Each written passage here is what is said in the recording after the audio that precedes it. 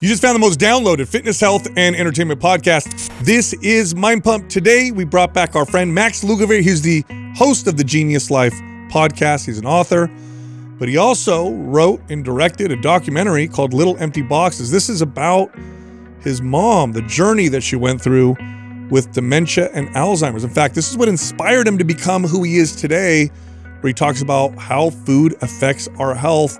This is a very, very good documentary. Sometimes tough to watch, very touching. He obviously loves his mother and his family a lot. In fact, you can go to littleemptyboxes.com and watch it. Just got to click on watch and then you can take a gander. And again, his podcast is The Genius Life. Today's giveaway on YouTube, MAPS Anabolic Advanced. To enter to win, comment under this video in the first 24 hours that we drop it. Subscribe to this channel. Also turn on notifications. If you win, we'll let you know in the comment section. Now, this episode is brought to you by one of our sponsors, Zero Shoes. These shoes are great for working out. They're flat, they have a wide toe box, they're comfortable, they're perfect for lifting, but they also have hiking shoes and other types of performance shoes.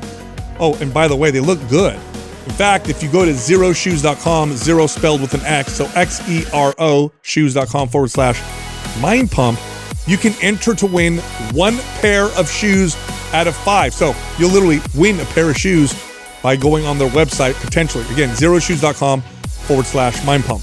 Also, this is the last day for our sale this month. MAPS 15, half off. The Bikini bundle of workout programs is half off. And the Shredded Summer bundle of programs is also half off. If you're interested, you got to click on the link at the top of the description below. All right, here comes the show. Max, welcome back to the show. What up? Our favorite person ever. Likewise. Bro. What are we on right now? How many times? Five? Oh, man. 4 or 5, right? 4, 5, 6. Yeah. Who's counting? Yeah, I something don't like know. that. Not enough. Yeah, Not exactly. enough. We know that. Yeah, but this is kind of special, though. I mean, this has been the This is a build up. big deal. Yeah. This is a big deal. So your documentary is out. It's out there. Yeah, it's out. This is a 10-year-long labor of love. I think when I first met you guys, You talked about it. well, I was already, I think, like 2 years into production on the film. I began it I came up with the idea in 2014, and then we launched a crowdfunding campaign for it in January of 2015. And now it's 2014, mid-2014, and it's finally coming out. So. Wow. So for people who don't know, let's talk a little bit, the name of it, and talk about what it's about and why you made it in the first place. Yeah. So it's called Little Empty Boxes, and the title of the documentary actually comes from something that my mom says about midway through the documentary. For anybody who doesn't know, my mom suffered with dementia, a rare form of dementia for the last 8 years of her life. And it was a form called Lewy body dementia, which is akin to essentially having both Alzheimer's disease and Parkinson's disease at the same time.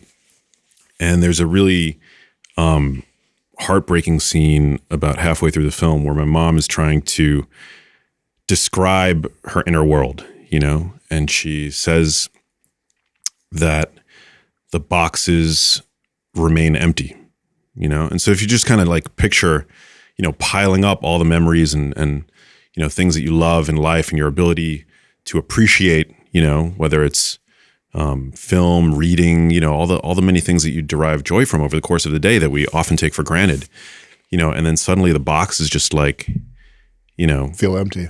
emptying. Yeah.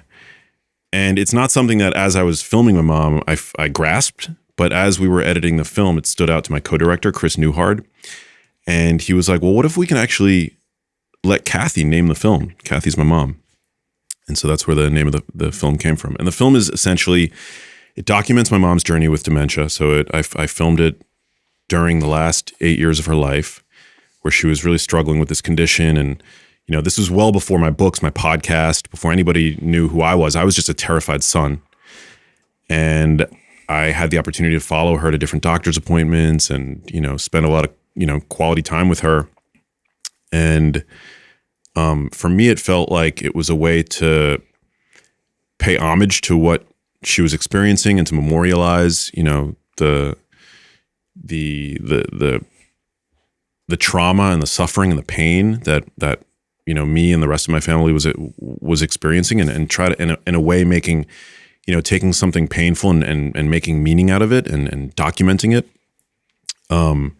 But then on the other hand, it's a film that I think for the first time on film documents the science of dementia prevention. So what we can actually do, the steps that we can take day to day to actually reduce our risk for developing the kind of condition that my mom had. And it's not a film that provides any easy answers, no magic bullet solution. There's no magical diet that my film presents. It's not one of these like nutrition documentaries where, you find like the exact roadmap to preventing this condition, but it does with broad strokes paint like a picture of how we might live, the kinds of foods we might choose to eat or choose to avoid to reduce our risk. This when we first had you on the show, you had just, I believe, published, it was Genius Foods. Yeah. And what you're talking about is literally the driving factor behind who you are now. It's your podcast, it's the books you wrote. Like your experience with this is what propelled you, motivated you, and drove you to learn about dementia, Alzheimer's, and its causes. Is it exploding? Is dementia and Alzheimer's growing, and is it due to an older population, or does that not account for the rising amount of cases, or is it not rising? Yeah, no, it is. It is increasing. I mean, today about 55 million people worldwide struggle with dementia, and some of the science that we reveal in the documentary, I actually went to the lab of Suzanne de la Monte, who, this is, as far as I know, the first time she's ever appeared in any kind of public-facing documentary or anything like that. And she is the neuropathologist at Brown University who coined the term type 3 diabetes. So this is a term that's been used to describe Alzheimer's disease. But she also has a master's in public health. And she explains on camera that the rates are skyrocketing ever since about the 1980s across all age groups. So even if you account for our improved diagnoses, this is not a function of the fact that we're living longer, because it's occurring at increased rates across pretty much every age group, except obviously the very young, but 50s, 60s, 70s, 80s. So this is not just because we're living longer. It's because we're, our food environment, the standard American lifestyle has become essentially toxic. Is the rate of growth of these diagnoses growing as well? So it's there's more and more, but is it accelerating? It seems to be accelerating. Yeah. Oh, wow. It seems to be accelerating. Yeah. Wow. But it makes sense, because when you consider some of the modifiable risk factors for Alzheimer's disease, for example, hypertension or type 2 diabetes or obesity, rates of those conditions are accelerating, right? I mean, today, 50% of adults have hypertension, which is high blood pressure. Right. 1 in 2 adults by the year 2030 are going to be not just overweight, but obese. About half, if not more, of us have either type 2 diabetes or are pre-diabetic, right? And so, for example, if you have type 2 diabetes, you're increasing your risk of developing Alzheimer's disease between 2 and 4-fold. Hypertension, I mean, high blood pressure, chronically sustained high blood pressure literally destroys the blood vessels that feed your brain. And so, there's that. There's air pollution, chronic exposure to air pollution, hearing loss. I mean, thankfully now, when I first started on this film, one of the reasons why I felt compelled to make a film is because nobody was talking about dementia prevention. In fact, you couldn't even say those two words in the same sentence and not be called a quack if you were a medical doctor. Is that because they considered it to be, this is Genetic something just factor happens, and then once you get it, now we got to treat it? Yeah, I mean, it was considered fringe. It was there also likely wasn't enough evidence, but that evidence has been building over the past decade, and I've seen it build because I've been doing this for the past 10 years at this point. And now we see a broader acceptance within the medical establishment for this concept that we can take steps day to day that can reduce our risk. And so the question is, if you once you're able to wrap your head around the fact that the science tends to suggest that we can take steps that reduce our risk, what are you going to do about it? Max, when you started going down the rabbit hole of this and reading and watching what was coming out science wise, what we were doing with Western medicine to treat this, what did you learn about like our medical system in regards to this disease? Like, was there things that were super shocking to you, like the way we approached it, or just even the way like drugs are made to support it or help it? Like, what did you find out? Yeah, I was really let down. I don't think a lot of people know this, but when I started school, I was I wanted to be a doctor. I ended up realizing a love of storytelling and creativity, and that's what led to me ultimately, it was a very circuitous path, but that ultimately led to me getting to create this doc and everything else that I do. But I love medicine. And when my mom became sick, I went with her from doctor's appointment to doctor's appointment. And what I was met with in every instance I've come to call diagnose and adios. Basically, a physician would, either add a new prescription to my mom's regimen or titrate up the dose of a drug that she was on. But anybody who's ever had any kind of chronic disease knows you get like 15 minutes with your doctor, and like you're confused, you're scared, you're experiencing, sympathetic activation. So you're in a state of fight or flight. You're not asking all the appropriate questions that ought to be asked, when you're sick and you're talking face to face with a medical expert. And so thankfully I was able to go with my mom to these various doctor's appointments, but still nonetheless, I mean, the tools that we have to treat dementia are extremely limited. And, Alzheimer's drug trials have a 99.6% fail rate. They're very controversial. The drugs that most recently there were a few drugs that actually passed through the FDA approval process, and they were recently pulled because we realized that they were doing more harm than good for Alzheimer's sufferers. Because they slowed down the progression of the beta amyloid plaques, which we thought would help, but we realized like, okay, you get less plaques, but Alzheimer's not going away. It's not exactly. Doesn't actually improve cognition, and the risks are significant. The drugs like aducanumab, lecanemab, they were all associated with brain swelling, brain bleeding. And these drugs were approved, I think, because they help to further the narrative that amyloid beta is the cause of Alzheimer's disease. And these drugs were successful at reducing, because they're monoclonal antibodies. So they basically turn your immune system against this amyloid plaque buildup. So the drugs were successful in terms of reducing the plaque burden. And so they're like, oh, great, let's approve it, because they seem to attack the fundamental cause of the condition, somehow overlooking the fact that, as you suggested, cognition didn't improve, which is like the clinical that's the feature point. That's the whole point. Is this a good analogy to what you're saying, Max, for someone listening? Like, oh my God, look at all the smoke. Let's find a way to get rid of the smoke. Yeah. But the fire is what's happening. And so like, oh, the smoke's gone. I think we're okay, but the fire's still raging, and that's not solving the problem. Would that be a good analogy? Yeah, great analogy. Okay. Yeah. I mean, if you didn't know how science worked, you might look at, smoke and think that smoke causes fire, right? Because they're both there concurrently, right? Or that firemen, being at the scene of the crime cause the fire. That's right. Yeah, great point. Did you have a moment where, because I imagine this kind of started out of, like you said, like from passion and curiosity, and like, did you go from that type of a feeling to anger? I mean, do you remember that? Do you remember, like, was there like a trajectory like that where it was like, obviously you're sad, you're hurt, you're going through this with your mom, but a lot of it you're trying to figure out and research, and then there comes a point where you start to get frustrated and angry. Did you go through that? Yeah, I think, because it's just, you put all this faith in Western medicine, and I continue to I think, Western medicine's amazing. My dad just had a total knee replacement. He's now walking around. Like, it's incredible for those kinds of like acute, emergent care, or when you need a tumor cut out or a joint replaced. Like, that's all great. But I think more emphasis needs to be placed on prevention with regard to these kinds of complex, chronic, multifactorial diseases that now people are suffering from. Because once you get a condition like Alzheimer's, once you're diagnosed, for example, with Alzheimer's disease, you're essentially in late stage Alzheimer's disease. I mean, by the time that you get all the symptoms where you go to the doctor, you've already been having it. You are in late stage. Yeah. I mean, the symptoms are memory loss, but that disease has been simmering under the surface for decades. Do we have tests that can identify early stages now? I always see on my pop up on my newsfeed different like blood biomarkers that are associated, but nothing has reached like the gold standard of clinical care at this point. There's a number of different types of imaging that might be able to show some degree of, pathology in the brain, but none of these scans are approved by like insurance. They're not covered by insurance.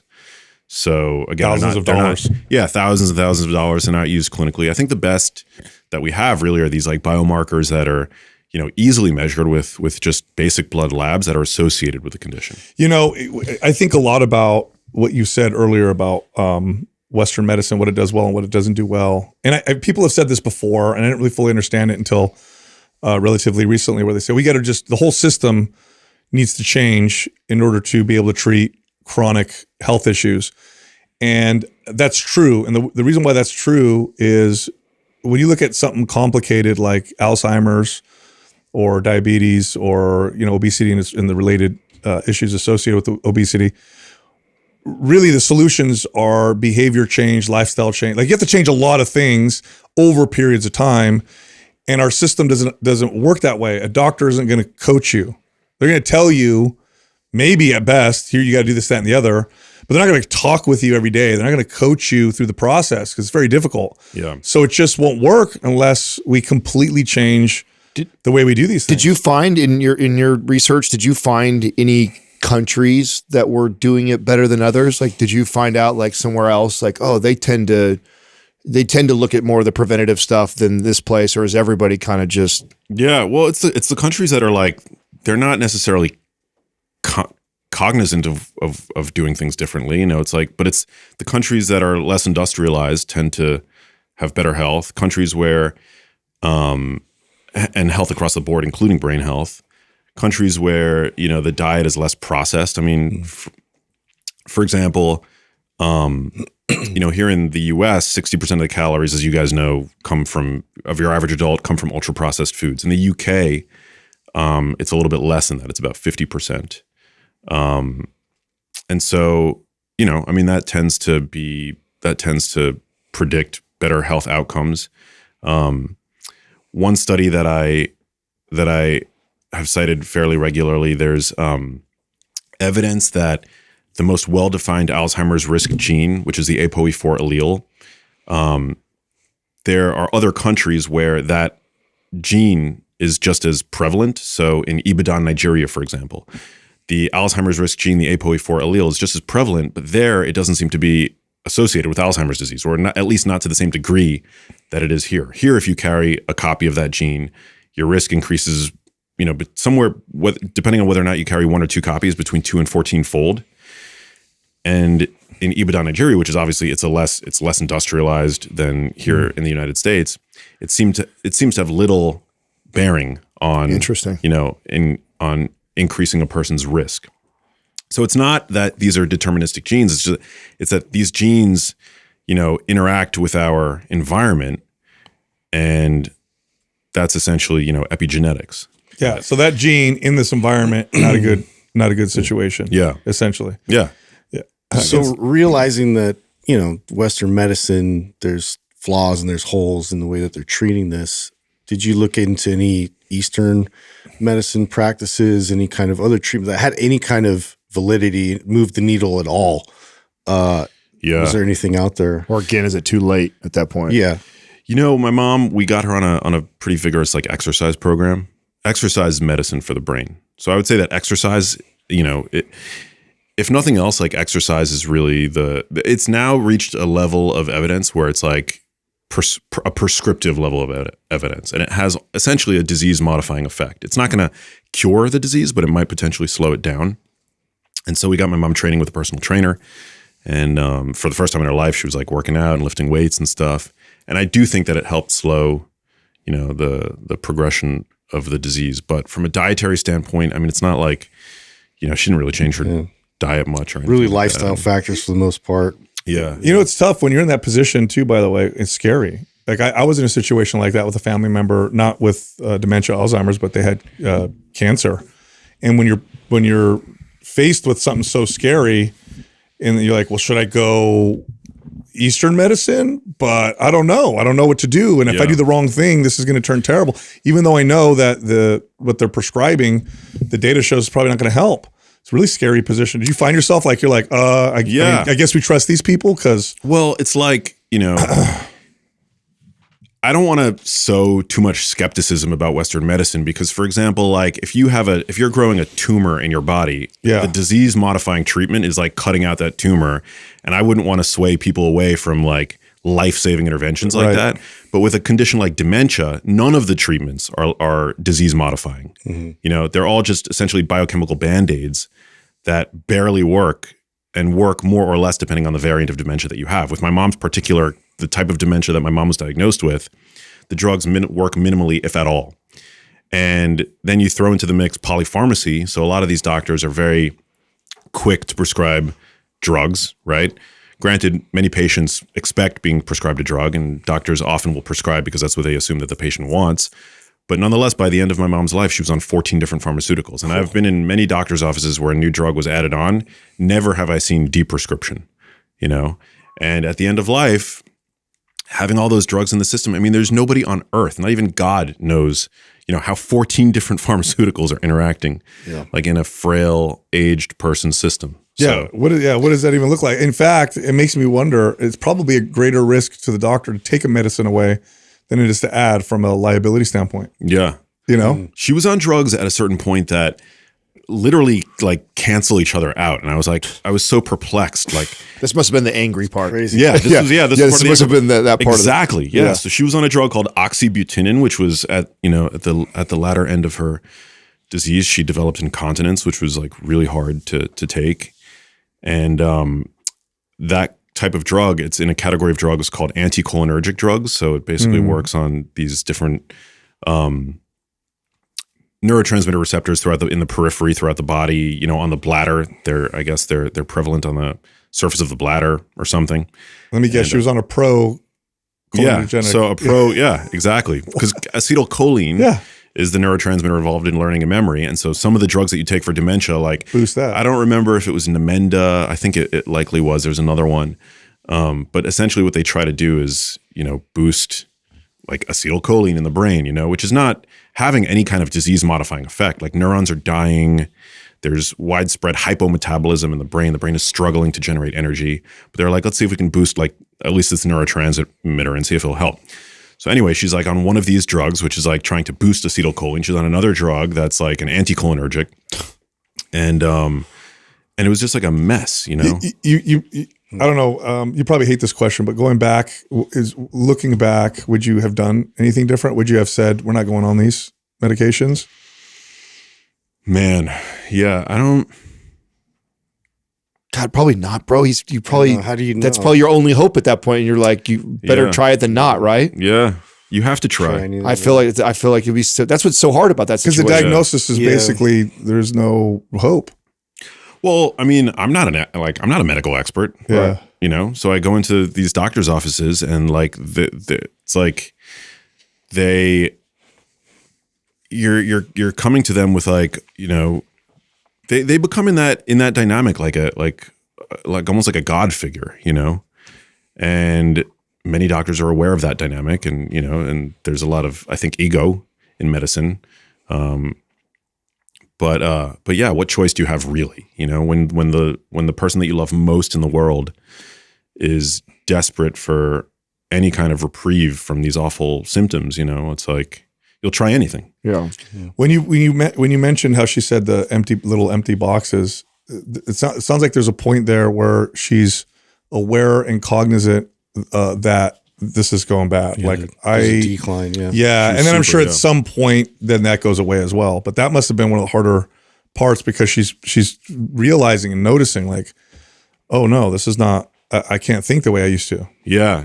My mom was really cognizant the whole time of how much how much she was struggling with her cognition. And, you know, they say once you've seen one case of dementia, you've seen one case of dementia. So they're all different. They're all different. Yeah. God. And there are some, obviously, like, you know, a lot of people have seen the film so far, and they've found incredible solace in the film, you know, because there is a lot that is,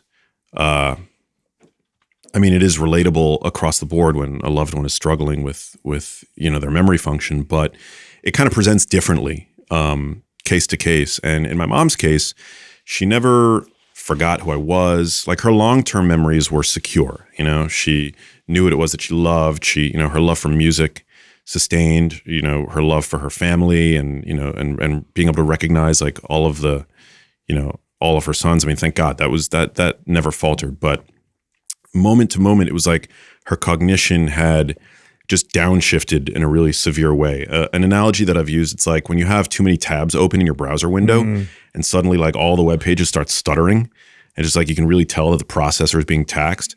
That's how it seemed with my mom, just with like day-to-day tasks. You know, she would forget her train of thought like soon after initiating a thought. Ultimately, she like forgot how to go in and out of rooms. Like, you know, operating a door handle became really difficult for her. Using the bath, it was really awful. It was like it was barbaric. You know, what prompted you to document all? Because the film in your film. I mean, you have film going back before this, even as a kid. Yeah. There's film of you, you know, which I think is holding a amazing. camera. Amazing, by the way. Whatever. It's insane. Yeah. Yeah, like that. I remember when we first met, or you showed us all that stuff. I'm like, no way he has this footage. Like, I mean, just you had hundreds of hours of footage of just your family, your mom, as a kid. When did you start doing that? I think I've always been into self-documentation, like even before smartphones and selfies and things like that. I've just always gravitated to. I've always been a big tech junkie, and when I was in college, actually, and digital cameras started to be of high enough quality that, you know, you could essentially make a movie with a point and shoot camera. That's when I realized that I guess I had the revelation that was a medium that I really liked. I liked the immediacy of being able to tell a story with like a point and shoot camera. And now we obviously have amazing cameras in our pockets at all times, but. I've just always been like interested in self-documentation to immortalize an otherwise fleeting moment felt important to me. And when my mom became sick, I was in between jobs. I had been a journalist, so I had worked for a TV network called Current TV. I think we talked about this on the last time. Yeah, for many years prior. And so I had this professional role as a investigator of sorts. And but I was between jobs, and I thought that, you know, having studied film in college, that by doing a film, on the one hand, it would allow me to kind of, you know, I guess, again, to turn the pain that I was experiencing into some sort of purpose, you know. But on the other hand, it was a very selfish endeavor. It was a way for me to get to reach out to scientists and experts, like you know, first authors on papers that I was reading at the time. Because you could say, hey, I'm making a documentary. Yeah, because I could say, hey, I'm making a documentary. And they would, you know, I had media credentials from my time as a journalist, but by doing a film, because I didn't have a media platform at the time. I wasn't on TV. I hadn't yet had a podcast. I hadn't written a book. I was like essentially a nobody, although I was verified on Twitter, you know, because of my prior role as a journalist. So I thought that by doing a documentary, I could actually reach out to these experts who then would like respond to my email or get on the phone with me, or even better yet, allow me into their labs, who otherwise wouldn't give me the time of day. And so, you know, obviously it was amazing that this idea would allow me to ultimately, you know, reach people and help inform people. But at the beginning, it was kind of selfish. Like I was only getting 15 minutes, like in doctor's appointments with my mom, and I wasn't learning anything of any real utility in terms of, helping my mom. So it was like partially selfish, you know? What are some of the skills that you learned from being a journalist? Like what did you take from that applied to building like a documentary, or even skills that you use today? Like what are some of those skills? I mean, I think it's mainly, you know, from a journalist standpoint, I mean, it's fairly cut and dry. It's like there's specific questions you ask yourself. Like you just learn how to ask questions. And I'd been on TV in the US. I wasn't famous, but that's too vague for me. You got there's got to be like, I feel like, and I feel like you see this with good journalists. They have this ability in an interview. Yeah. And this is why I'm selfishly curious about this. Like this is always a good starter question, or these are like things that you want to ask because there's probably lots. Like, what are some of those things that like you pick up on, or you learn, or the do's or the don'ts? Like, don't ever ask someone this right out the gates, because then you're going to get this type of answer. Like, yeah. Well, it's a weird thing, because I think it's like part of it has to do with the fact that, you know, I think you have to have a lot of emotional intelligence to be a good journalist. And one of my mentors, actually, when I was working at Current TV, David Newman, who's the president of programming, you know, he said that you always want to be, you have to remember that you are always to be in the service of the audience. Like, you are providing a service to the audience. You're not there to be cool. You're not there to, you know, flex how cool your job is. Like, you have to be adding value, you know, to the audience. And In this instance, I was really intent on, yes, adding value to whichever audience I would ultimately show this documentary to, but also like the value that I intended on adding to my mom's life by going into, you know, these experts' labs and clinics. And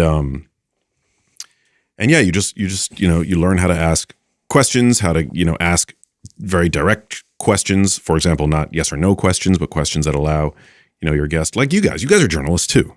You know, I think it's a term that today, you know, when I got started in you know, on TV as a journalist, I mean, we didn't really have podcasts and things like that the way that we do now. But like, I think what it takes to be a journalist, I think that's, you know, that has sort of like broadened out to encompass podcasters and just basically anybody who's curious with an open mind, who knows how to ask good questions and is interested in ultimately inspiring an audience to a greater vision of life. So because you guys do as because you have that background, and you've also been, you know, you've been on TV shows, you've been on Rogan, you've done so many like big interviews. Do you like, are you able to like see that in the interview? Like, can you in real time while we're having conversation, you're like, oh, that's really good what you did there. Like, did you get those feelings like with Joe? Did you get those feelings with, you know, Dr. Oz? Do you get those feelings with certain journalists that like separate them from the average? Because you've done, I don't know, probably 1,000 or hundreds for sure of interviews. Yeah. Like what are some of those things that like you notice or you recognize, or are there certain people that you're like, they're really good and you don't realize? I think people underestimate how talented Joe is at what he does. Oh, he's like the best conversationalist on the planet, pretty much. You know? Right. And I think people, because he smokes weed and a cigar and drinks, people just think he's just like a bro or what. That's like, dude, don't underestimate the brilliance of what that man is doing for his audience. He's like covertly super intellectual. Yes. And that's like, I think I heard Jordan Peterson say that about him to him when he was on the show. And I was like, yeah, that is a really astute observation, you know, that like, you know, he doesn't present like the type of intellectual, you know, a gargantuan that he is, but he is, you know. He's very disarming, right? Yeah, very disarming. Yeah. And I feel like because we've had the opportunity to talk to Peterson, right? He's the opposite to me. He's so intellectual and he feels like he's looking in your soul. He's kind of intimidating. Very intimidating. Yeah. There's a part of you who's like, I feel like everything I say, he's like hanging on every word that I'm saying. And so that's like not a great thing for interviews. I feel like because it puts a wall up, where Joe, I think it disarms it. Who else is like that? Who have you had that are like those skills that you recognize when you go through it? And could you rank them? You've been on so many. Give me like top 3 or 5. Yeah. Well, I think I think Dr. Oz is brilliant. I was really impressed by him. Like, I mean, obviously in our world, in our health and wellness world, he gets a lot of flack. Sure. You know, for some of the claims that I guess he made on his TV show. But I was on his show a number of times, a ton of times actually, and I was always really impressed by his intellectual prowess, and he was always really kind to me. And, you know, all the segments that I ever did for him, I was like, you know, we're super buttoned up, super evidence-based. But he's a really impressive guy.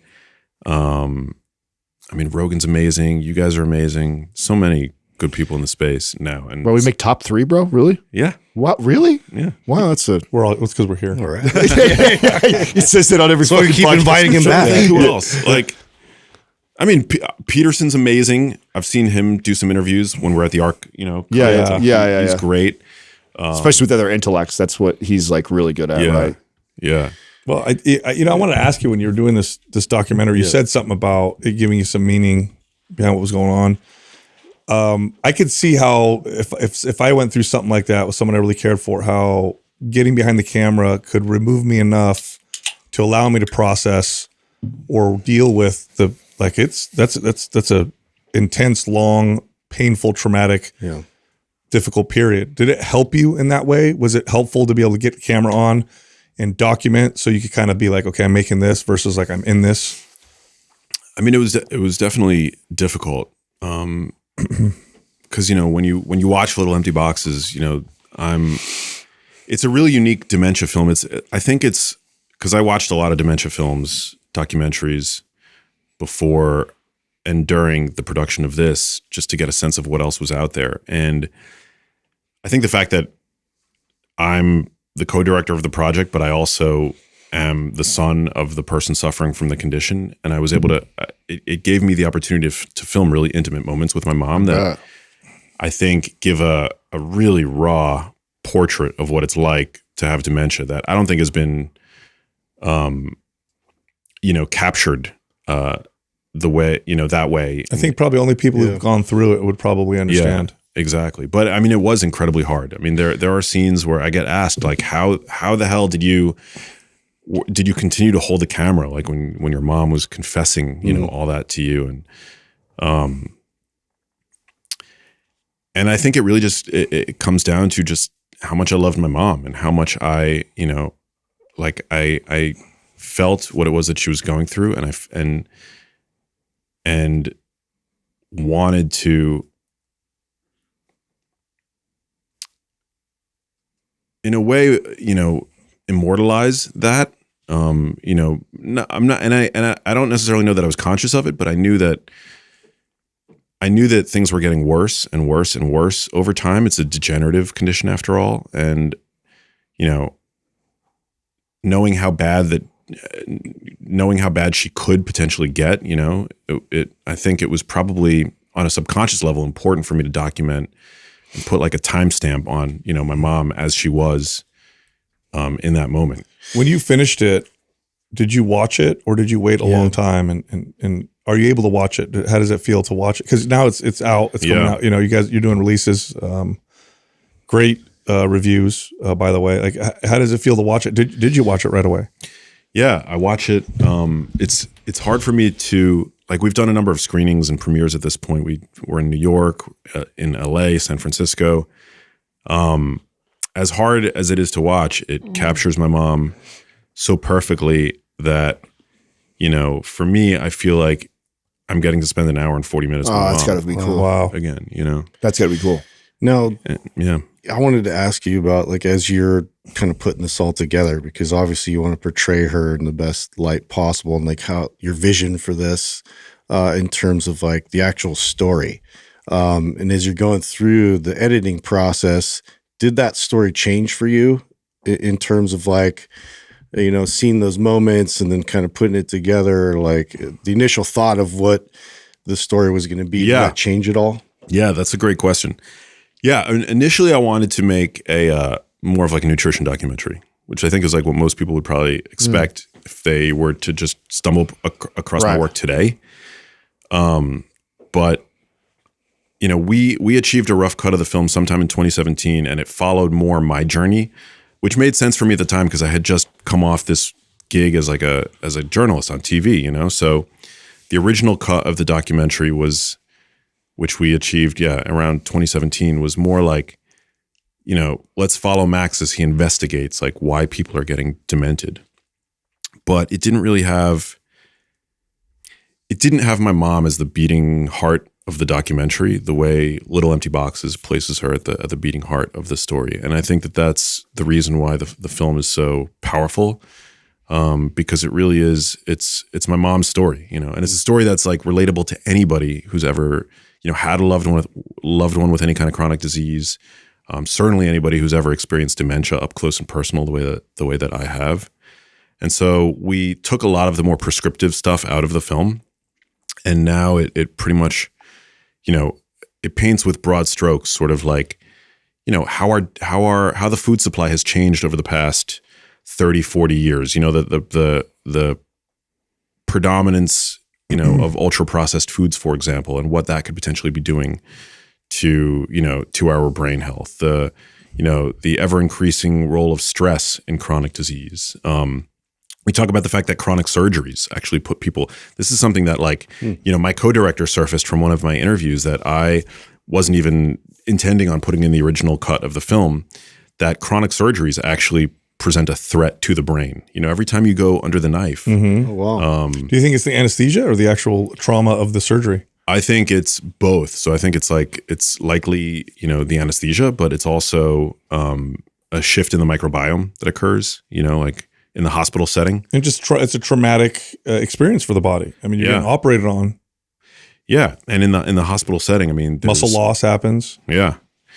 Yeah. There's a lot of factors. I think something like, I forget the exact statistic, but Suzanne Delamonte, who's like, I think she's one of the goats in this space and who's done a lot of, published a lot of really incredible research, in the field of dementia prevention and just dementia generally. She talks about that. And, my co-director, actually, Chris Newhard, as he began working on the film, his mother-in-law was cognitively healthy, underwent a surgery for I don't know what, came out requiring full-time care with diagnosis. Immediately out of the surgery? Yeah.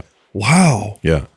It's got to be the anesthesia in a case like that, because It's got to be. We don't even really know how anesthesia. You ever read about that? We still even know how it really works. Isn't that crazy? Yeah, we don't. It's the weirdest. It's the weirdest thing. And there's definitely neuronal changes that happen through that process. Yeah, and we don't know 100% how the hell this works and why you wake up not remembering anything. Yeah, I went under I had like this stem cell stuff recently. You went under for that? I mean, I don't know. I don't think it's general anesthesia, so I don't know. I'm not like super clear on the different types of general sedation. is you go to sleep and you wake up later. Yeah, but it was like sedation. I think they call it twilight or something. Okay. I wasn't conscious. I mean, I was like You were lying on the table 1 minute, the next minute I was like waking up in the recovery room. Oh wow. But What did you do? I don't remember what you did. Yeah, What did you do? Dr. Khan. No, I know you did. You saw him. Yeah. But what step? why'd Because it you wasn't like wonder? the IV drip, because that doesn't require that. Would you? No. Well, I got that, and then he injected PRP and exosomes like into my discs. Oh, because your back pain. Yeah, lower back pain. How do you feel since then, by the way? Yeah, I've seen an improvement. Yeah. I'm not going to say that it's healed or cured or anything Right, like right. that. Interesting. That's similar to how I felt about it too. It was like, Yeah. that hasn't been 6 months, right? He says the effects keep. That's what I've heard. Yeah, compounding it's been about 2 months for me. Okay, yeah, so that's good. Yeah, Interesting. yeah. Wow. But I went out. I was like, I don't know if that was general anesthesia or. I feel like there's like a nuance in the terminology, so I don't exactly know. But yeah, no, I mean I've now become more cognizant of that. Like. Yeah, I have a question around the pollution in Alzheimer's and dementia, because I've seen some studies and articles where they're like making some pretty strong connections between certain pollutants and risk of dementia. What have you uncovered around that? Yeah, so as of the 2020, there was a paper published in Lancet. The 2020 Lancet Commission on Dementia finally identified chronic exposure to air pollution as a modifiable risk factor for Alzheimer's disease. And it's true. I mean, you inhale stuff. I mean, you absorb it, whether it's fine particulate matter or it's volatile organic compounds. Air pollution definitely plays a role in brain disease. And in fact, they've done studies where they've looked at children, like at cadavers, people who've died across the age span. So like, children all the way up to, senior citizens. And they found that people who are at higher exposure to fine particulate matter, they have Alzheimer's-like pathology in their brains, like across the age spectrum. Yeah. And, but what's really interesting is, so there's a neurologist who I connected with recently named Dr. Ray Dorsey, who wrote a fantastic book on, it's called Ending Parkinson's Disease. He's one of the only neurologists that I've encountered he hasn't just written a book, he's published medical literature on Parkinson's disease, but from the standpoint of prevention. And he's identified some really common pollutants that he believes dramatically increase risk for Parkinson's disease, if not are altogether causal. So we think pollutants, we think automatically car exhaust, but it's other stuff too. Yeah, I mean, it's like industrial compounds, volatile organic compounds. It's like, it could be these forever chemicals, herbicides, pesticides. Yeah. There's a compound called trichloroethylene, TCE, which has been used for, almost a century at this point in food and medicine, although it was banned from food and medicine in the 70s. But it's used predominantly in dry cleaning applications, and it's used as a degreaser in certain industrial applications, and it's still being used frequently, like in the United States. And he's published a really clear causal link between exposure to TCE and one of its replacement chemicals, I think it's called PCE, and Parkinson's disease, which it's essentially like a mitochondrial poison to the brain. Wow. And they've done small epidemiologic studies where they found that, exposure to this compound is like associated with a 500% increased risk for the development of Parkinson's disease and associated conditions like Lewy body dementia and the like. And if you work in, the automotive industry, if you work in, garment manufacturing, if you dry clean your clothes regularly, I mean, there's a good chance that you're being exposed to this like TCE compound, which is, I mean. Do we have does Alzheimer's and dementia, do we see that in animals? Does that happen naturally in animals? I know we induce it. How the hell would you test for that in an animal? Yeah, I mean, there's some people believe that like they're dogs, and obviously like house pets today are essentially exposed to the standard American diet as well. And they eat 100% processed food. Yeah, they eat 100% processed food, But no, to my knowledge, animals don't. I mean, primates don't develop Alzheimer's disease. Okay. This is such a hard relatives. This is such a hard conversation too, because of the fact that the way science approaches this, like to prove what you're talking about wrong or right, is like we isolate this thing. And then we go, oh, there's no way that's causing that or that's connected. And what you don't take into account is the entourage effect of all of these things. Like, what do we have out there because that's got to be one of the most frustrating things for you to be explaining a lot of the science and these things like that. And I know you get people on the other side of the aisle here that are just like, oh, that's so you could have 5,000 times that amount and it not cause cancer or cause any issues. But it's like, yeah, but you compound that with this and this and this and this. Nobody's testing everything and nobody's together. testing that all together. We don't have anything for that. And so sure, maybe if that's all that person ever was exposed to, but that's not. In reality, they're getting exposed to all of these things. Like what do we have to support people like you or your arguments in that direction of you guys need to be more aware of this stuff, and it's scarier than it's like, and not being an alarmist at the same time, but it's something that we should be more.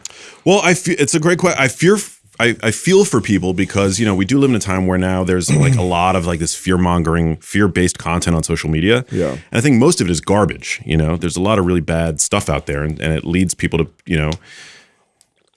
to fear, otherwise helpful foods, and to it creates increased anxiety and stress and things like that. And we don't need any more anxiety and stress than we already have. But I do think that practicing the precautionary principle makes sense. The less time a food or a product has been in the human food supply, I think the greater the skepticism we should have about that product regularly placing in our lives or in our diets, That seems very logical. Yeah, it seems very logical, but there's a lot of pushback today, like crazy. And at the end of the day, these large food companies, the food, agricultural, pharmaceutical complex, we like to think that they have our backs implicitly, but they don't. I mean, they're everybody's just like, it's the bottom line. Well, yeah, they're there to sell a product, and that's what they're supposed to do. But we have to be a little bit more. We have to scrutinize things a little bit more carefully. Yeah. In my opinion, when it comes to exercise, you mentioned exercise, and the brain is a part of the body. So things that make your body healthy tend to make the brain healthy.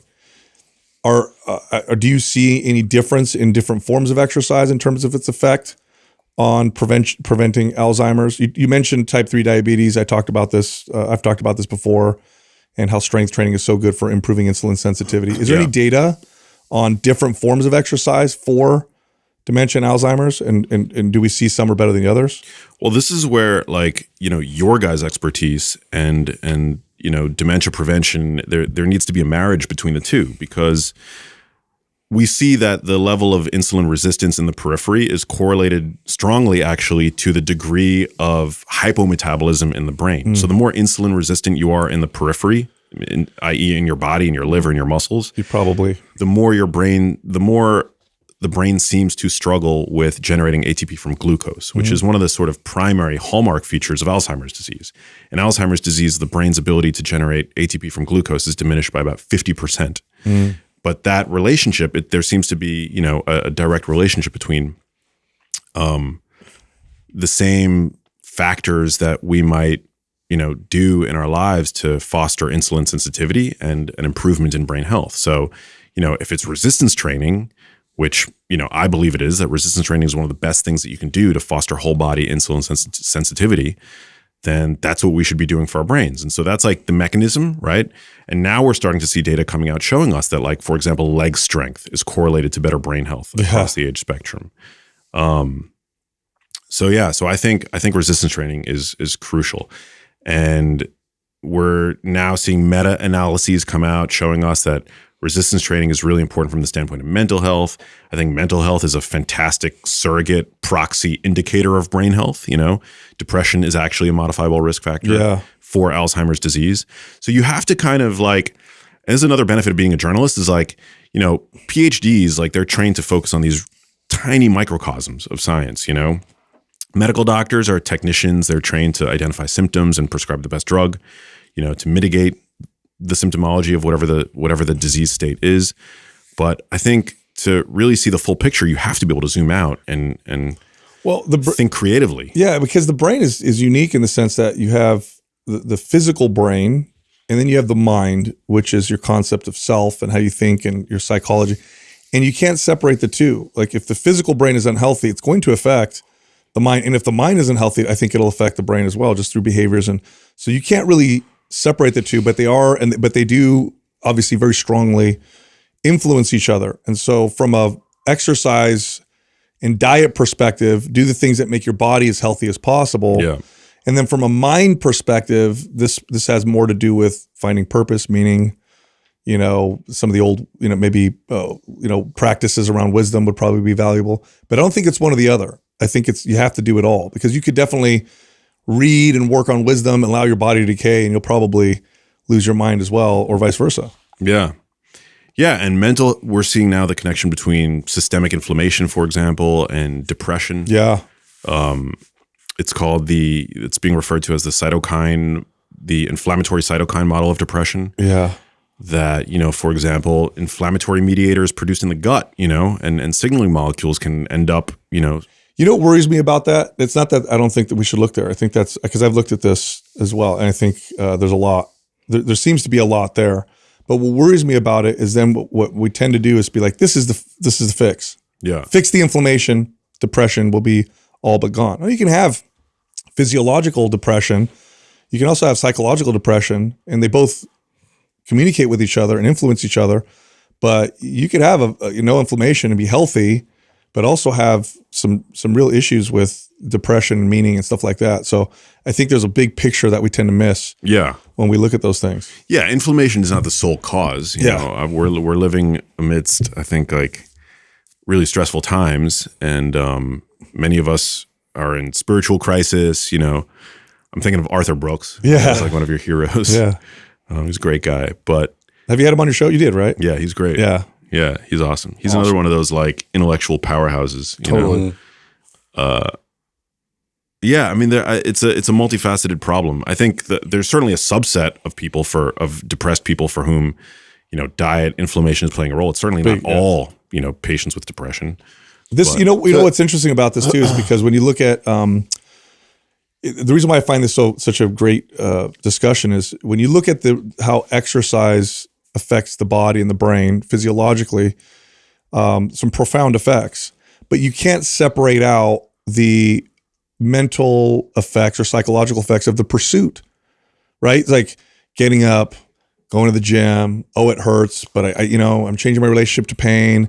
Oh, self-acceptance. I'm not going to look like Arnold, but I'm going to keep doing this anyway. Yeah. I'm going to pursue this. And the growth process has got to also positively contribute to things like depression and anxiety. So I don't think you could take a pill. The reason why I'm saying this is I don't think we can give you a pill that creates all the physiological effects of exercise. I don't think you get the benefits of exercise. You get some of them. Is the research that supports the exercise being so beneficial towards like dementia and things like that? Is it, and I'm sure it's all of these things, but I'm curious to like what carries the most weight: increased muscle, increased strength, or just the act of exercising itself? Because there's such a wide variance in how effective it could be. Like it's one thing just to go in the gym and just lift a bunch of weights. And of course it has benefits, blood flow, oxygen, moving nutrients around, digestive. Like I can think of a whole host of things. And maybe you even build a tiny bit of muscle along the way, even if it's by accident.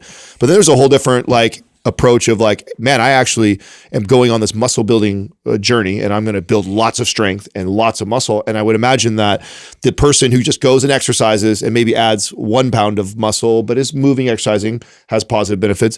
And then the person who actually goes out and builds 10, 15 pounds of muscle because they did it more appropriately. I would think that Well, that would the best studies, correct me if I'm wrong, Max, just show the correlation between strength and health. And strength is a proxy for muscle. I mean, that's how they test it. Yeah, like grip strength usually. Yeah.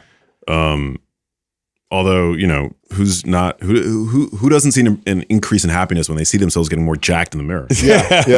Right. Definitely. I mean, that's what I'm saying. Like the person who like approaches strength training, period. I think we'd all agree, like, hey, go from not doing anything to doing something is a huge bunch of positive benefits. Then there's like another level to that of like doing it very effectively, and like how much more does that compound if you are seeing a physical change, you look much better, you feel much better, you're getting significantly stronger, you added 10 pounds of muscle. Yeah. And when you guys talk about insulin sensitivity, things like that, that's going to get even better. To your effort. Yeah. Yeah. So like, it'd be interesting to see what I'm not as familiar as the two of you with the like exactly what the literature says. I don't think, because we have exercise on strength training that show which forms produce the best performance improvements, but I don't think they've gone as far as to say, these groups of strength training, we know it's going to benefit, brain function.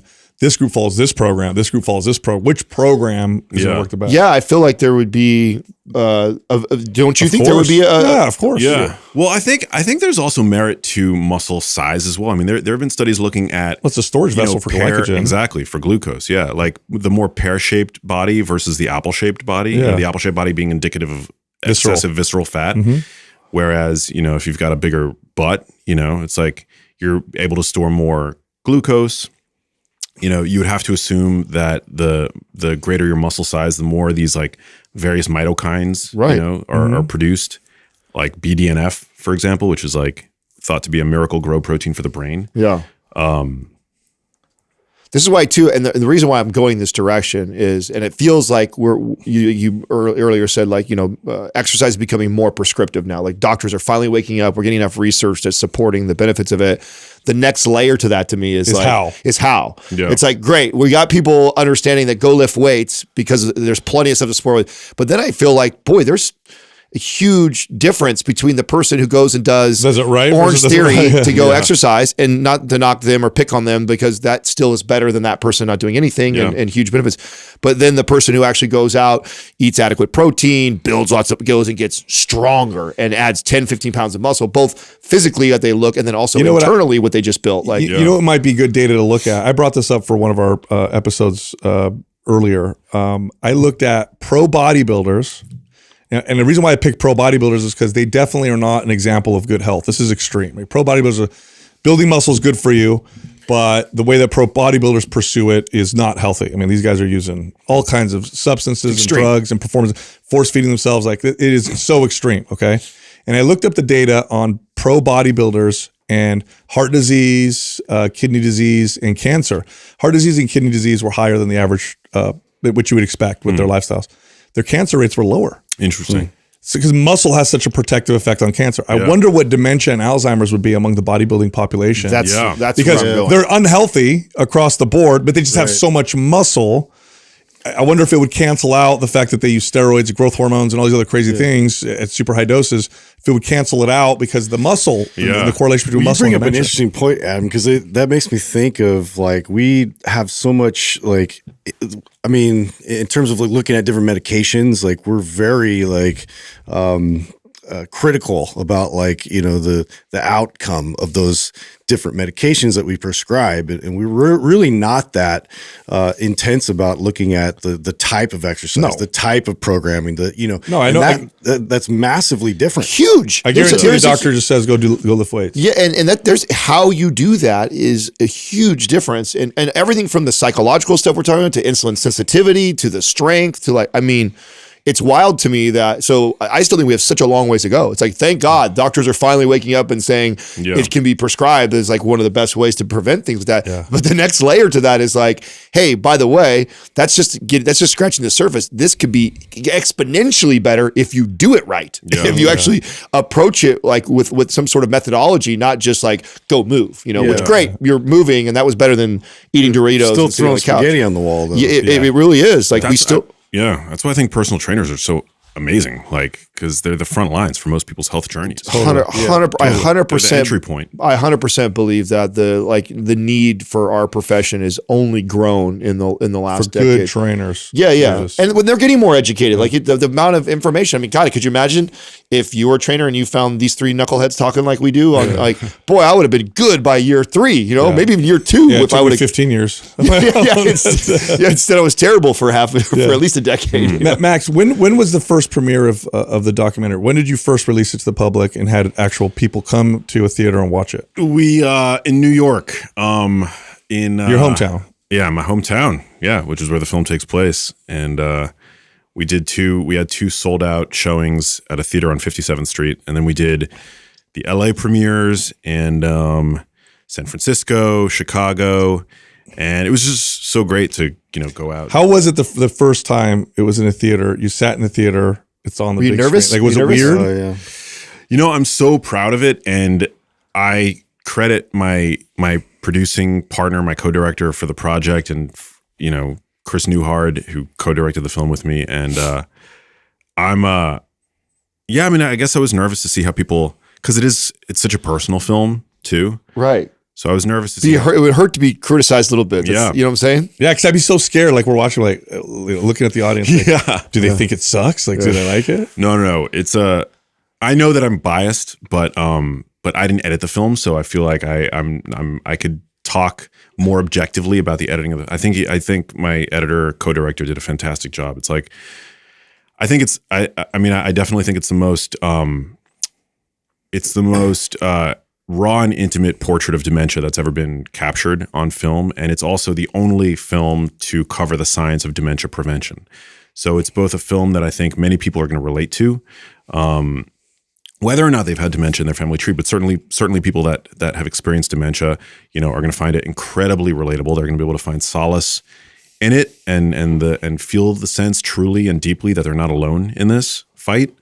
But then also it's going to provide, I think, and again, I didn't make it to be like one of these like nutrition documentaries, but I do think that it does kind of paint the portrait, the landscape of the current food environment better than any other nutrition documentary has done thus far. We're gonna go watch it probably tomorrow. because you didn't do it with that intent. Where I feel like all the other nutrition documentaries were done with like an agenda. Yeah. Again, there's no, like, you watch it, there's no magical diet that's prescribed. Right. It's not like you're watching one of these like You didn't have an vegan agenda. propaganda pieces on. Yeah.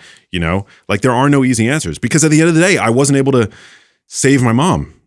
So it's not like I came out of it as like a zealot for one. We're gonna go watch it tomorrow. Am I gonna cry, Max? Because I don't like crying in public. Is it one of the? It's tearjerker, isn't it? I think you might. Yeah, That's exactly why I didn't want to watch it before. You wanted us to watch it before, and then I'm like, I can't handle like 2. No, it's like, bro, I watched it's like the Passion of trailer. the Christ. You watch it one time, that's it. You know what I'm saying? He You showed can't me handle the that trailer twice. when I came. I went to do an interview. Trailer I was on. already got me. I was on his show, and then right before I left to get on the plane, he's like, "Oh, you got to watch this." The teaser. Yeah, dude, I watched it. I got all choked up. Like, thanks, buddy.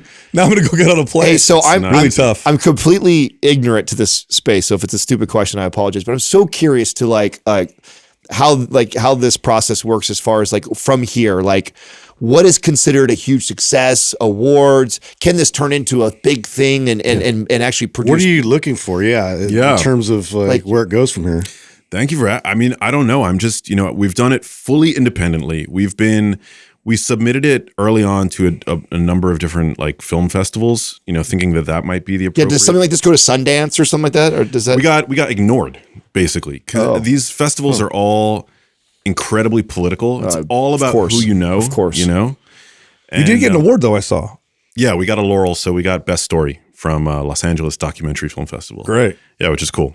But we only submitted it to like a handful. We, honestly, and this is me being vulnerable, I really did want to get into Tribeca because the film takes place in New York. And I'd worked with Tribeca before, and the film, it's a great film, but like, you never know what these festivals want these days. It's like, again, it's very political. It's like, did you get your money from the right, organization or film fund or whatever?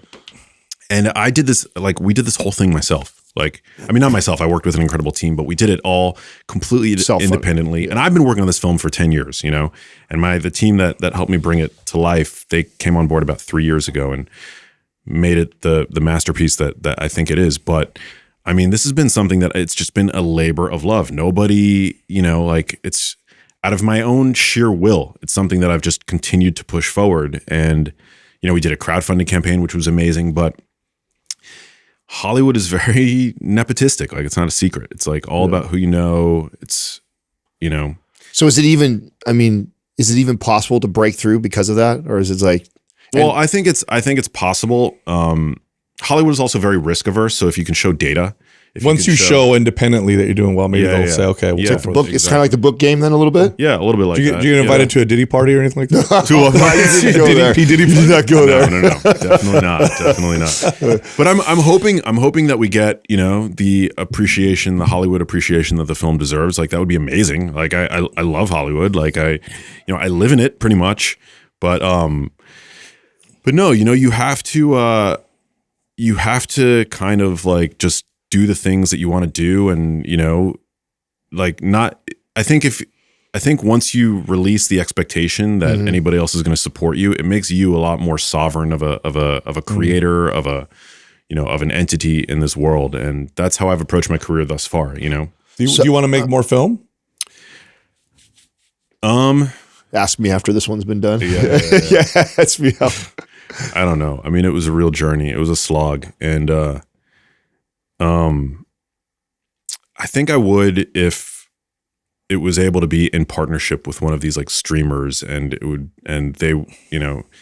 if it were somehow more turnkey. Now, is that possible? Like a Netflix decides to pick this up at one point? It's totally possible. Yeah, Okay. it's totally possible. That's what I'm looking for. Is like how, like what comes from here? And I know you didn't say anything about like the monetization part and money and so that, because you're just like Sal, you don't really care about any of that stuff. I don't. Yeah. I know you don't. You've always been that way since the day I've known you. And so, but is it possible to actually make your money back and actually make some money on this? Like, well, it is. I know that wasn't the intent.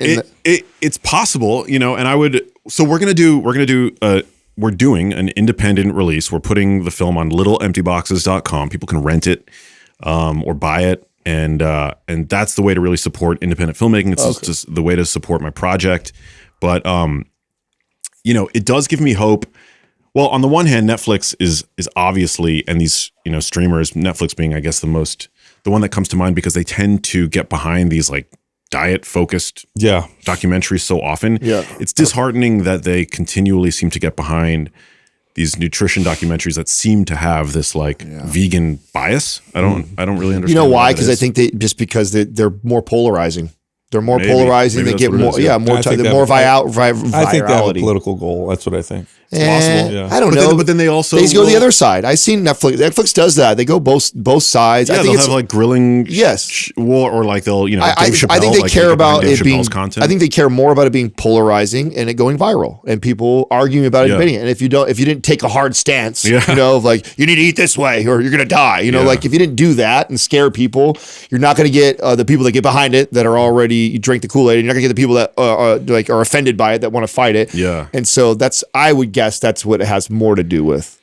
And then the political side, of course. Yeah, it's so frustrating though, because it's like the Netflix twin study, the Blue Zones show, what the hell, like all of these like, and they're terrible. They're terrible, yeah. And they're like misleading and all that stuff. And so, I mean, I tried to do the best that I could, with this and not make any. There's, again, it's not a carnivore documentary. It's not like, I think people lately, or for the past couple of years, I've definitely like leaned in on promoting, I think, the foods that are the most stigmatized, those primarily being red meat, eggs, things like that today. Yeah. The film doesn't really, go into that at all. It's about just this notion that, now for the first time, this idea that we can potentially reduce our risk for dementia, even possibly prevent it in a significant number of cases, is now creating wider acceptance, even within the nutritional or the medical orthodoxy. And then we do have some sort of dietary take homes and things like that. Again, it's super illuminating, but it's not sort of like there is no sort of like one size fits all diet, because that's not reality. There is no such thing as a one size fits all diet or exercise regimen. And if you suggest as such, I mean, you're wrong. You're wrong. Yeah. How's your family feel about this? Your brother, your dad. I mean, everybody's got to be excited. Yeah, they gave me a lot of shit when I was filming, but now they're very proud of it and they're super happy. And my middle brother actually came to the LA premiere the other night, and he. I don't know him to be the most emotional guy, but he cried during the film. And, and he said that he felt like he was like back in the room, like with mom. And that to me was, I mean, that was the best thing to hear. And that's how I feel about it, And anyone who's ever lost a parent or a loved one, like it's really hard. Speaking of that, what are the numbers on that of people that have somebody in their family that suffer from the disease? How close is it to most people? It's pretty close. I mean, Alzheimer's disease in the U.S., I believe about 6 million people have it. That number is set to at least triple in the coming years. Wow. Yeah. And it's a caregiver's disease. So, I mean, it's obviously really hard for the person going through it. But it's such an incredibly taxing disease for the family. They say that, once you lose somebody with Alzheimer's disease twice. You lose them essentially when their cognitive faculties go, and then you lose them obviously when they pass away because the condition is terminal. And so it's really hard, Max, you brought up ATP. Is creatine? Have they found creatine to be beneficial as either preventative or because how it increases ATP? It's a super interesting question. Creatine is really important for the brain, and people who are genetically at risk for Alzheimer's disease seem to have lower levels of brain creatine. And we do see that, supplemental creatine does seem to improve cognitive performance. And I think that's one of the reasons why so many people seem to be talking about creatine now, because it's not just, about the physical performance. Supplement. Yeah, people are now talking about it as like this really important longevity supplement. There's a fantastic Canadian researcher named Darren Crando. I don't know if you guys have had him on the show, but he's published a lot on creatine, and it's like, oh really? Write that down, Doug. Yeah, Darren Crando or Cando, I forget the exact last name, but he's been on my show. He's a super legit researcher, but yeah, that's a hard sell. Like, I mean, I don't know if you'd be able to get like your average middle-aged woman to supplement with creatine, because it's so closely associated with bodybuilding and stuff like that. We've been trying to change that for like the last, 8-9 years. Yeah, and we've been pretty early on, Sal was coming out and talking about he predicted that like 9 years ago that it will get marketed as a health supplement. It is. And I predicted to be like put right there with multivitamin and stuff like that because of all the positive research around it. So they'll give it to kids. We're going to start giving it to kids and pregnant women is my prediction. Yep. Absolutely.